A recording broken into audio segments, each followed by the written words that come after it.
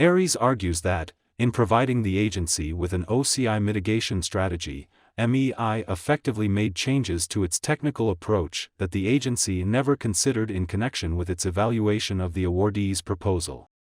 The record shows that MEI and one of its proposed subcontractors have been performing a contract called the Omnibus Multidiscipline Engineering Services Contract, which requires them to provide engineering services to the agency.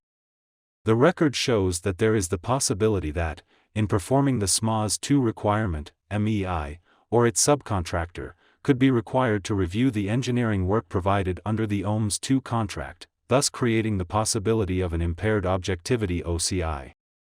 The record shows that, in order to mitigate the possibility of an OCI arising as a consequence of its work on the OMS 2 contract, MEI stated that it would divest itself of all future work under the OMS 2 contract, and in addition, provided the agency with the following mitigation strategy.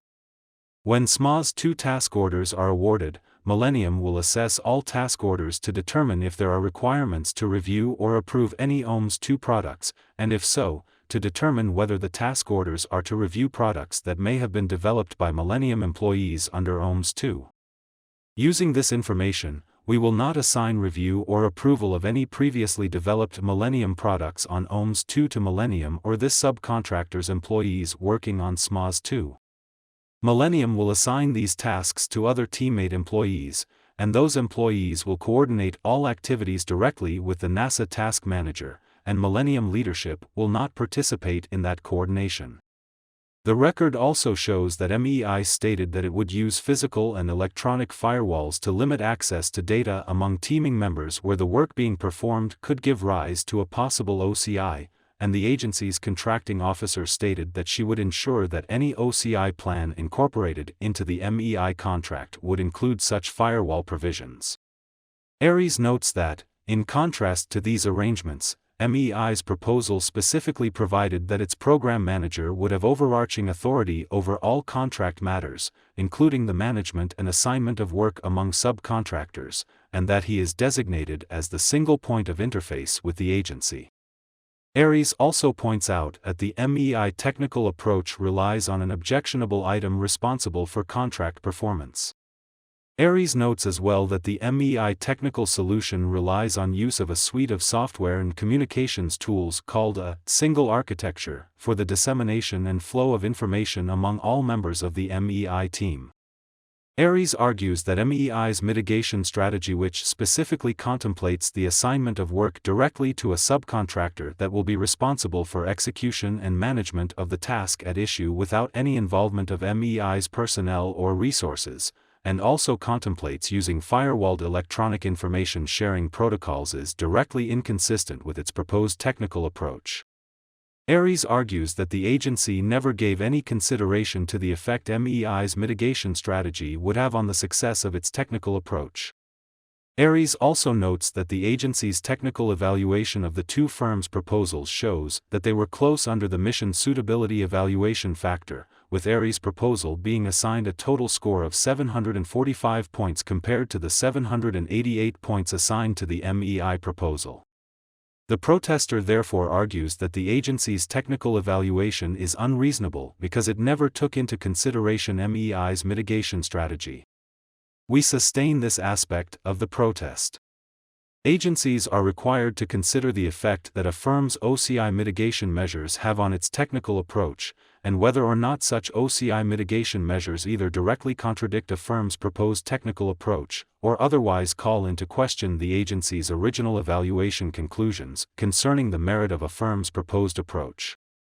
First, and perhaps most important, there is nothing in the contemporaneous record to show that the agency evaluated the impact of MEI's mitigation strategy on its technical approach.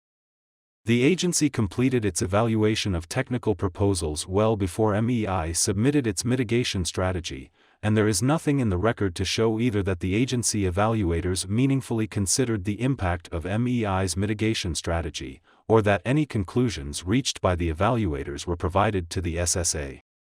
In addition, to the extent the agency presented the SSA with materials relating to an evaluation of proposals in the wake of MEI outlining its mitigation strategy, those materials make no mention either of the particulars of MEI's mitigation strategy, or the possible impact of that strategy on the agency's evaluation of MEI's technical approach.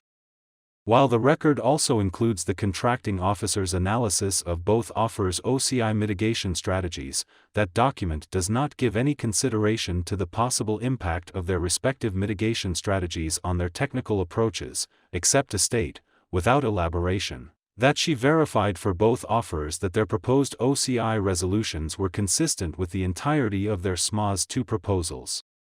The agency's contracting officer makes various claims in response to ARI's protest on this issue.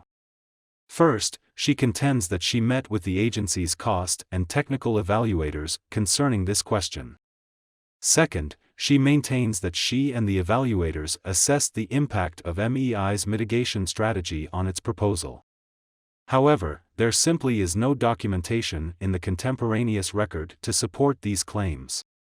In the absence of such contemporaneous evidence, we have no basis to conclude that the agency gave reasoned consideration to the impact of MEI's mitigation strategy on its technical approach.